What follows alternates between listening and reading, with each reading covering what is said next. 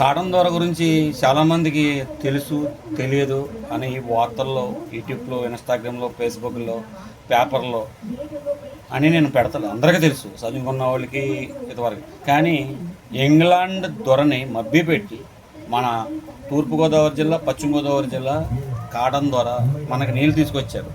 ఆ ఘనత, ఆ విజయం మన జై కాటన్ దొరకి ఇద్దాం.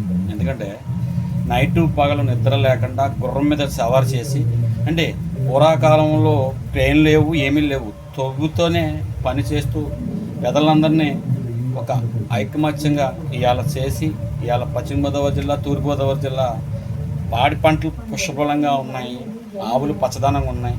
అంటే మనం పాడి పంటలు పుష్కలంగా ఉన్నందుకే ఇవాళ మనం పచ్చగా ఉన్నాం. అంచేత ముందుగా కాటన్ దొరకి దండం పెట్టుకోవన్నా, ఆయన పొటవు, ఆయన టాటర్స్, ఆయన టాకో గుండెల మీద వేసుకున్న తప్పులేదు. ఎంతోమంది నాయకులను చూసాం, ఎంతమంది చేసాం, కానీ అందరూ ఒక ఎత్తు అయితే ఆయన ఒక్కడు మరో ఒక ఎత్తు. ఈస్ట్ అండ్ వెస్ట్ అంటే ప్రౌడ్ ఆఫ్ ఇండియా. జై కాటన్ దొర, జై నిమ్మల, జై పవన్, జై నరేంద్ర మోడీ.